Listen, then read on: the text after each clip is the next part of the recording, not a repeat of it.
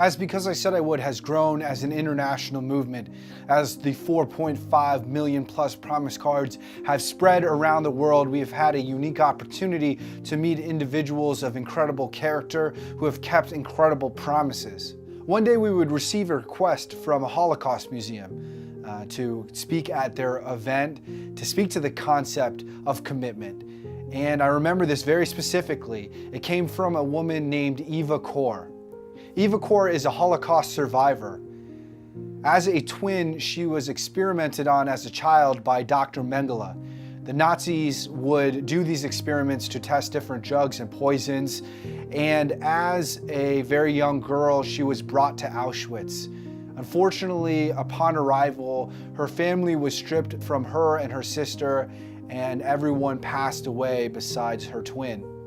As we were making a connection with this Holocaust museum, I thought even personally that it might be an experience worth reflecting on to visit Auschwitz with Eva. She had already planned a trip to the concentration camp to show people the effects of genocide, of racism in our world, and on my personal time, I went there with her.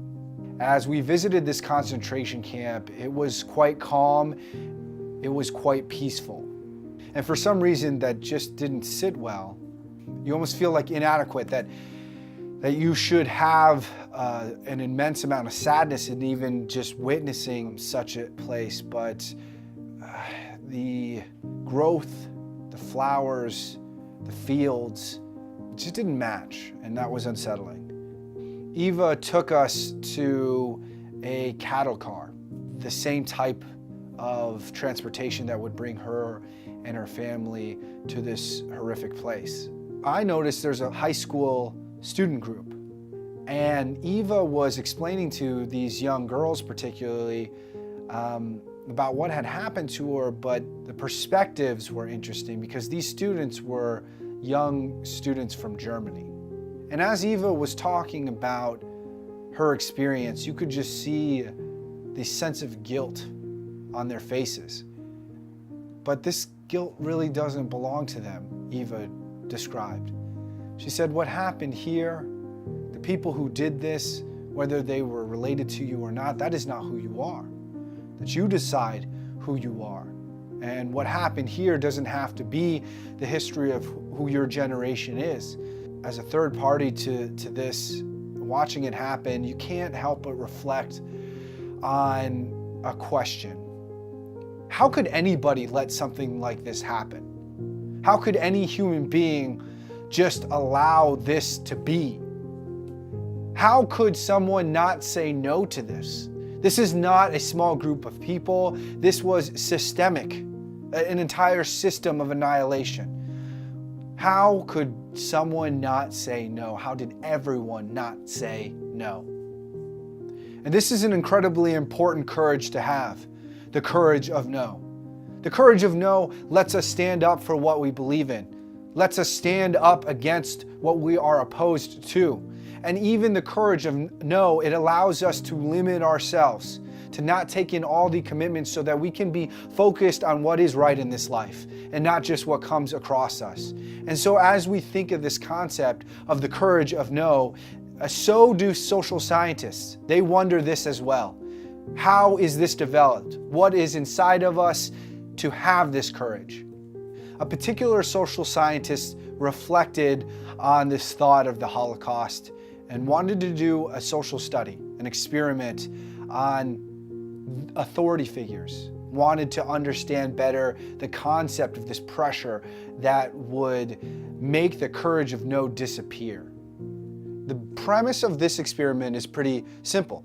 It's really trying to see how people respond to authority figures, to see how often people will obey those authority figures, and even when that obedience means harming a stranger, a person who certainly doesn't deserve that harm, a study on obedience.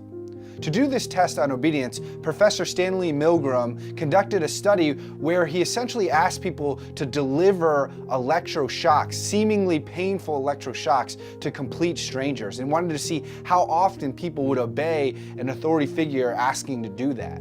So here's how the study was designed and executed. 3 individuals were involved. One authority figure running the experiment, lab coat, professor type. Then you had the subject of the experiment, a volunteer who didn't have to be there.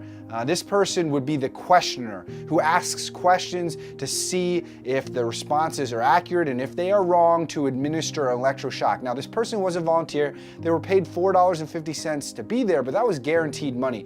They didn't actually have to stay. They could leave at any time and still receive that compensation. The whole point of this experiment is to see what that questioner, that test subject, would do.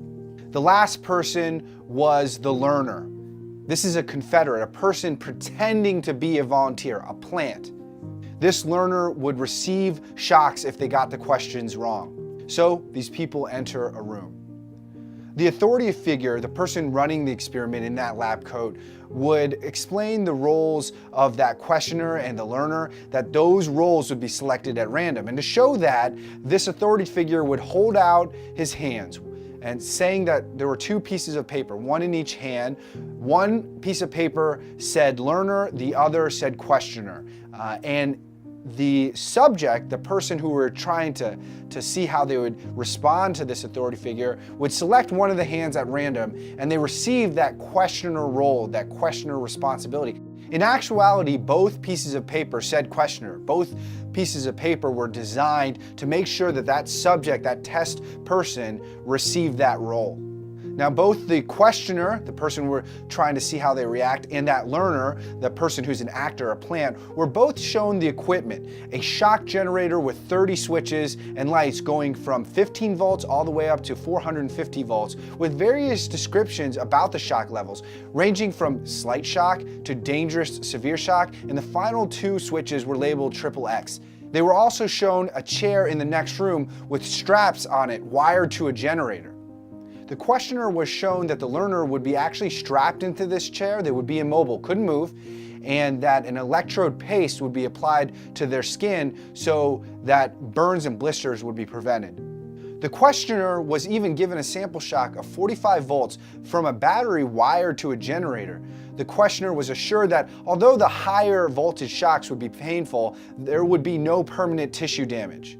Although they couldn't see each other, the questioner and the learner would communicate through an intercom. Now, what were we testing? What was that person actually trying to learn, and when would punishment be received? It was a word association test that was the learning task. The questioner was instructed to read a list of 2 word pairs, such as blue girl, fat neck, red poster. And then the learner was supposed to memorize them.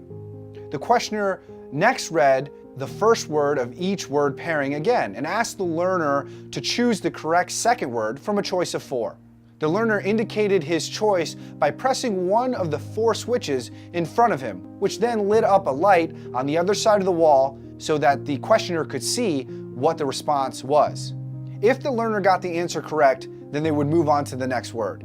If the answer was incorrect, the questioner was instructed by the authority figure to deliver an electric shock to the learner. Approximately 3/4 of these answers were scripted to be incorrect so that they could steadily go up the levels of shock. The responses were actually tape recorded to ensure standardization. So as the learner was getting shocked, the same types of responses would be conducted in all the different tests to make sure that there was some validity to this study. The only genuine shock actually delivered here in this entire study was that sample shock to the questioner themselves. So to measure this obedience, the strength of the electric shock administered by the participants increased at 15-volt increments for each wrong answer. The questioner was required to announce the voltage level before each administered shock to emphasize the severity of each shock. From 75 volts on, the learner just grunted, but then when he got to 120 volts, he started complaining of pain. At 150 volts, he began complaining about his heart, which was bothering him, and demanded to be released, although he continued to answer these questions. From 270 volts on, he screamed with each shock. At 300 volts, he pounded on the wall. At 315 volts, he refused to answer any more questions and stopped responding.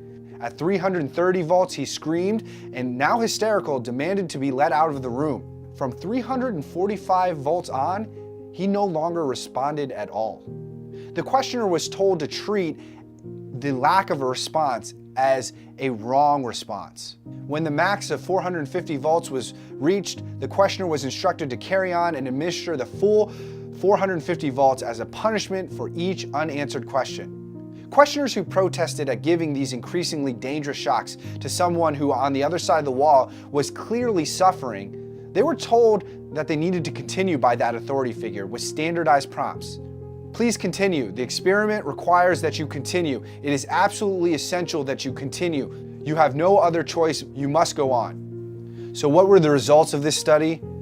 Every single one of the participants went up to the 300 volt shock level. Out of the 26 of the 40 participants, 65% of these men went all the way up to the 450 volt maximum shock level. Now at this point, if you follow the 7 elements of honor, you might be thinking about contemplation, really taking a deeper look, deeper thoughts into this study. I mean, 40 people, that is not representative of the world or even the US population. I mean, 40 people, they were all males. That's something that needs to be questioned. Well, the truth is that this study has been repeated over and over and over again, and not just by Stanley Milgram, but by other social scientists around the world. It is one of the most well-known studies in social science. These studies weren't just conducted at Yale University where the participants are coming into a prestigious environment where it's trusted. I mean, some of them were conducted purposefully in like these shady back alley areas. And so there was a number of variants that tried to test to see if this was really a human condition or a condition of the experiment. So many of these Milgram experiments have been conducted around the world that Professor Thomas Blass at the University of Maryland, Baltimore County, did a meta-analysis of all the different people who have tried this experiment. And it shows that between 28% and 91% of people who participate as the questioner in this study, that subject experiment, they go all the way up to 450 volts. I believe that Stanley Milgram's study emphasizes the importance of developing the courage of no, the ability to say no for what you believe in, to stand up against the atrocities, to do what you already know is right. But this courage of no serves us in many different ways. And that is why self-control is one of the 7 elements of honor for Because I Said I Would. My greatest battle lies within. Control over one's own emotions, desires, and actions often defines the success or the failure of a promise. I work to build self-control so that I may better myself and the world around me. But as the Milgram study points out, this is not something that perhaps is in ourselves as strong as it needs to be. And so in developing that, we have to figure out a way. And how do you say no to someone you disagree with? Well, let's talk about a structure and then an example that you can use to help sort of build that strength. The first thing when you're saying no to something that you disagree about as a cause, as an issue, I think the first thing to say is maybe even a soft step in, to say, I'm sorry. I know that sounds weird, but sometimes saying, I'm sorry, but I disagree with you makes it easier. Because if you just say, I disagree with you, sometimes that's such a barrier. It's such a challenge to say that boldly that sometimes that little softness of I'm sorry, but I disagree with you is a way you can step into it. Next, you say, but I don't agree with you.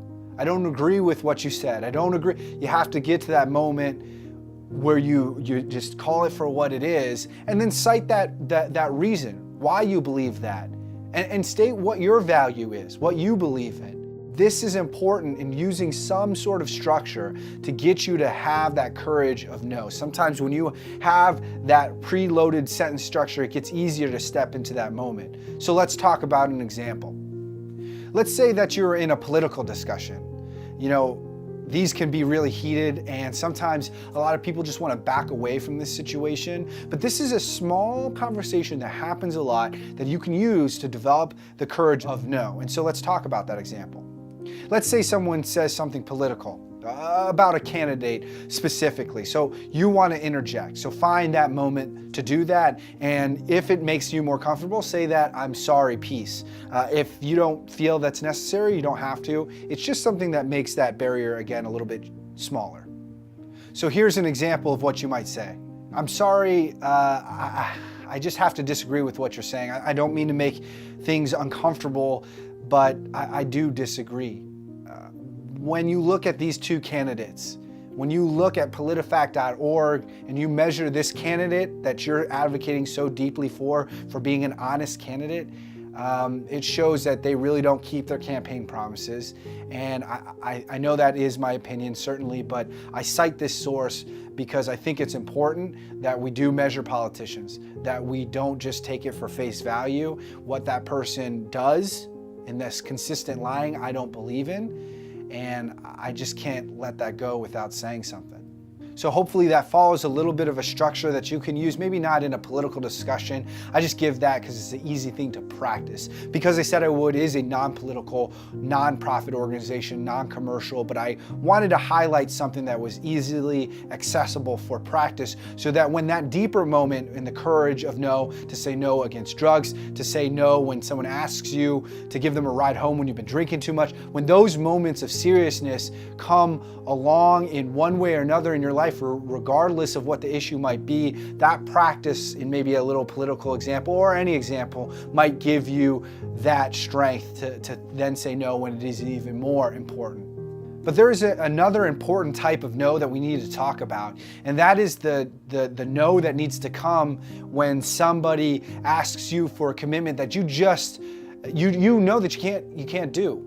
That it's a stretch, that you're not going to be able to complete. You know, sometimes we have too much of this people pleaser mode inside of us, which at first is actually a really good thing. I mean, wanting to help people is a sensation that, because I said I would, wants to develop in people. This is important that we become humanitarians. However, if we are just making promises that we're never going to keep, if that's what we're saying is people pleasing, that's not serving anyone. And so the courage of no sometimes comes when someone asks you for a commitment, but you have to say no in order to focus on the promises you have already made. So what does that structure look like? Well, first you can start with that sorry barrier again. Sometimes it works for some people, sometimes it's not necessary. Then you say, "I respect you too much to just make a promise that I can't keep." And then you give them a legitimate reason. As you know, in the 7 elements of honor for this movement, honesty is important. Now, sometimes that can be harsh and overly too harsh. You don't need to always give the full brunt of your honesty, but I think we shouldn't shy away from it either. Giving a reason is important and something that people just quite frankly expect. Okay, so how are you going to practice this? In that, I cite practicing with telemarketers, okay? So usually what happens when a telemarketer calls you, you wait to see and judge that call, and then you usually probably just hang up. Or you might say no right away, and then you just hang up. That's not what I'm suggesting. I'm suggesting something a little bit different. Next time that telemarketer calls, answer the phone, and don't get off the phone until they accept that no. Okay, so what does that kind of sound like? You answer the phone, they say hi, they explain a little bit about the offer, and then you say, I apologize, but I really can't commit to that. I'm not interested, and I appreciate your time. I think it's important for us to be polite. Just wanted to point that out. But you say, I appreciate your time, but I'm not interested. And they will keep going though. They have a call script. I mean, you know how it is. They're gonna keep going after that. And then you're gonna say, I understand that maybe you have a job to do and you're advocating for something, but I really need you to understand that this is not something that I can commit to. It's not something that I'm gonna say yes to, and I apologize. So you're gonna keep doing that because you have to remember that their call script is gonna have a bunch of opportunities for them to come back with reasons. And it's gonna get more uncomfortable each and every time, but that is what develops the strength, because courage is like a muscle. Every time we face a little adversity, it grows stronger for the next time that adversity comes around. And so keep on it, and eventually they will understand the message, and then you'll hang up, and hopefully again you're polite, because I think we got to have some compassion in this life, but then that gives you the opportunity the next time someone asks you for a commitment, you know what that feels like. You've practiced, and practice is sometimes what it takes. In our lives, we get so busy. And we get so busy, and if you get busy and then also believe in the importance of a promise, you may get so busy that you start breaking certain promises on accident or because of your memory or different challenges we may have even discussed in the past. But what I'm trying to say is that at some point along the path of getting better with your promises, you may come to this intuition, this thought that the only way I'm really going to be good with my promises is not to make any. And while that is certainly true, that is a coward's life. I know that word is very charged, but unfortunately I mean it. I do think we need to have the courage of no and say no to certain things, to stand up against it. I do believe that we need to limit our commitments so that we have the focus it requires to keep our promises. However, the world is in great need, and so you are needed. We cannot say no all the time and pretend that is honor. It is a balance, and that is what the courage of no is. And if we can do this, if we can have courage, then when we say yes, people will trust that yes. And this world needs more people it can trust.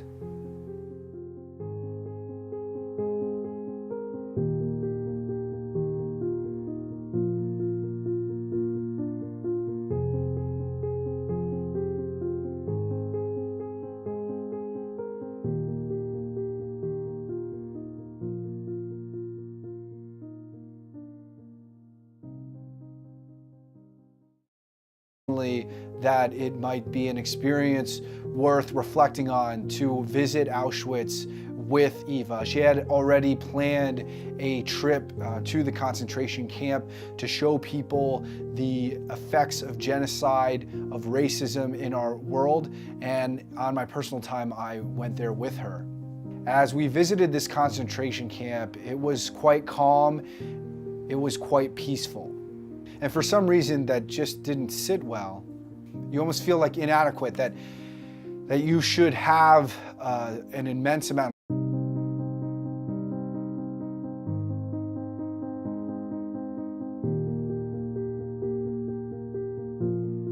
As Because I Said I Would has grown as an international movement, as the 4.5 million plus promise cards have spread around the world, we have had a unique opportunity to meet individuals of incredible character who have kept incredible promises. One day we would receive a request from a Holocaust museum to speak at their event, to speak to the concept of commitment. And I remember this very specifically. It came from a woman named Eva Kor. Eva Kor is a Holocaust survivor. As a twin, she was experimented on as a child by Dr. Mengele. The Nazis would do these experiments to test different drugs and poisons, and as a very young girl, she was brought to Auschwitz. Unfortunately, upon arrival, her family was stripped from her and her sister, and everyone passed away besides her twin. As we were making a connection with this Holocaust museum, I thought even personal sadness in even just witnessing such a place, but the growth, the flowers, the fields, it just didn't match, and that was unsettling. Eva took us to a cattle car, the same type of transportation that would bring her and her family to this horrific place. I noticed there's a high school student group, and Eva was explaining to these young girls particularly about what had happened to her, but the perspectives were interesting because these students were young students from Germany. And as Eva was talking about her experience, you could just see the sense of guilt on their faces. But this guilt really doesn't belong to them, Eva described. She said, what happened here, the people who did this, whether they were related to you or not, that is not who you are. That you decide who you are. And what happened here doesn't have to be the history of who your generation is. As a third party to